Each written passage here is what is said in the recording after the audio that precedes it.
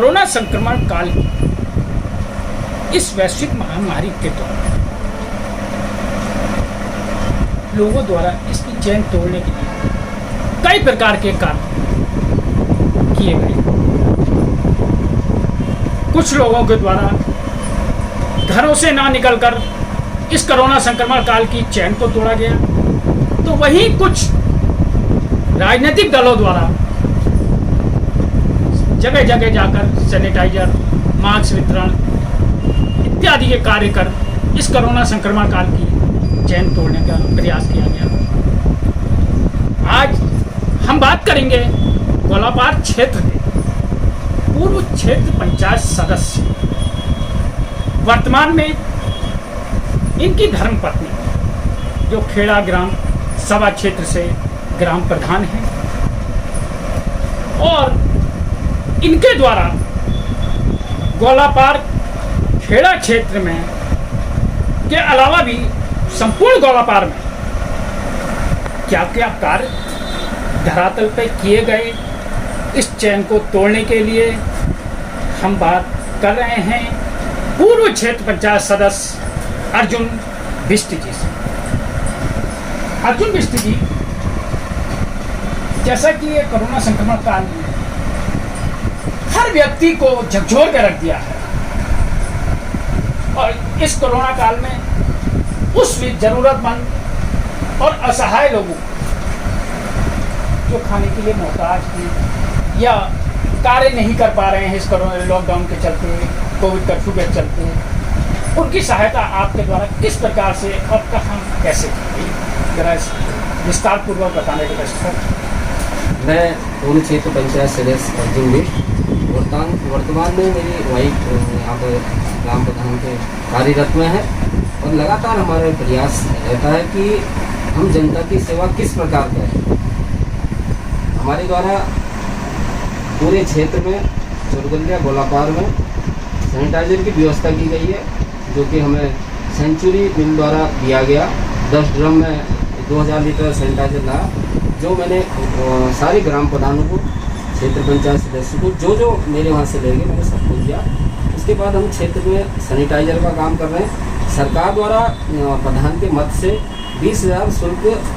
Covid काल में खर्च करने को दिया है, और उस 20,000 में इस क्षेत्र, क्योंकि ग्राम सभा खेड़ा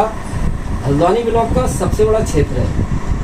पहले मुखानी था, नगर निगम में आने से ग्राम सभा खेड़ा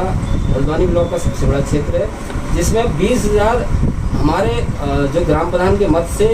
खर्च करने कोविड काल में दिया गया, उससे उसकी पूर्ति नहीं हो पाई। क्योंकि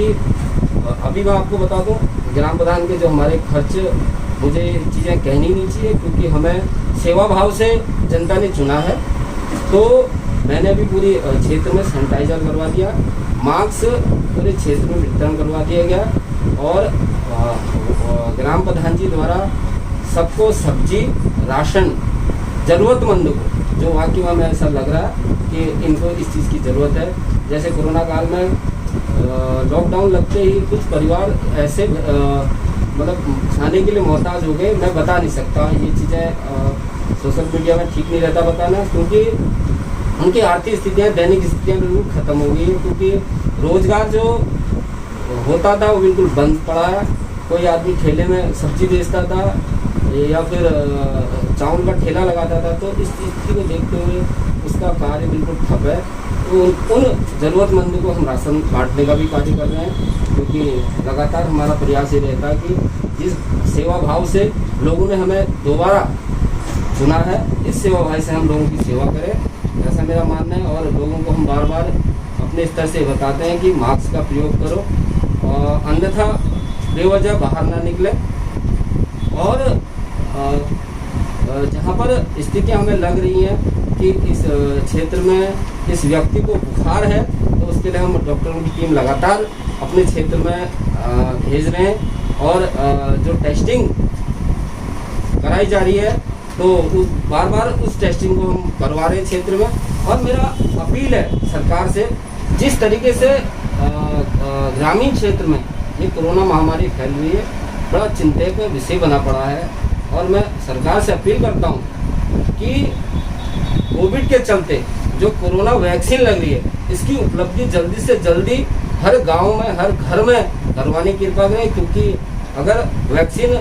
हमारे क्षेत्रवासियों को लग जाएगी, मेरा मानना है कि कोरोना से हम एक हराने की एक अच्छी जंग लड़ पाएंगे। और मेरा ही मानना है कि हम क्षेत्र के लिए हमेशा तत्पर रहेंगे, जो कि जिस तरीके से इस महामारी को लड़ने के लिए इस क्षेत्र में लगातार हमारा प्रयास रहता है, ऐसा मेरा मानना है। अर्जुन जी, जैसा कि आपके द्वारा कहा गया कि सरकार द्वारा ग्राम सभा को 20,000 रुपये मात्र खर्च करने की एक अनुमोदन दिया गया है सरकार द्वारा, क्या ये 20,000 की रकम बहुत कम नहीं है? मैं आपको बताना चाहता हूँ, अवगत कराना चाहता हूँ, मैं समाचार सच का भी धन्यवाद करना चाहता हूँ कि जनता की आवाज़ जनहित सरकार तक पहुँचाने का काम कर रही है। और मेरा ही मानना है कि आपको अभी मैं अपना एक अनुमानित खर्चा बढ़ाता हूँ कि सैनिटाइजर करवाने के लिए क्षेत्र में मैं एक सक्षम प्रधान हूँ। उस प्रधान से उस स्थिति पूछो कि 20,000 में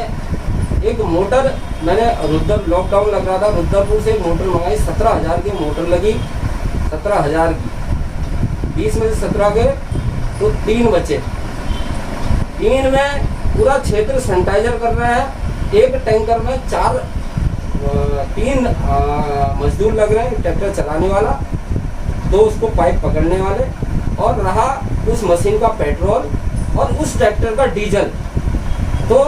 मेरा ये मानना है कि पर डे का खर्चा 2,500 रुपये कम से कम माना जाता है, क्योंकि अगर हम किसी से सेवा भाव से काम करा रहे हैं तो वो एक मजदूर किस्म का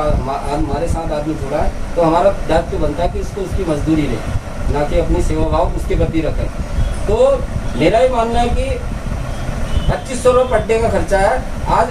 7 दिन से लगातार मैं सैनिटाइजर अपने क्षेत्र में करा रहा हूँ। मास्क और राशन ये चीज़ें तो छोड़ दो, क्योंकि हमारा भी दायित्व बनता है, इस कोरोना काल में सरकार ना दे हमें, पर हमारा दायित्व बने, हमारी ये इंसानियत बनती है कि मेरे क्षेत्र में कोई भूखा ना सोए, मेरे क्षेत्र में कोई ऐसी अनहोनी ना हो, उसका दायित्व मैं लेता हूँ। अर्जुन जी, मैं आपसे एक बात और पूछना चाहता हूँ कि सरकार द्वारा वैक्सीनेशन का कार्य किया जा रहा है, क्या गौलापार क्षेत्र में भी वैक्सीन सेंटर बनाए गए हैं या नहीं? गौलापार क्षेत्र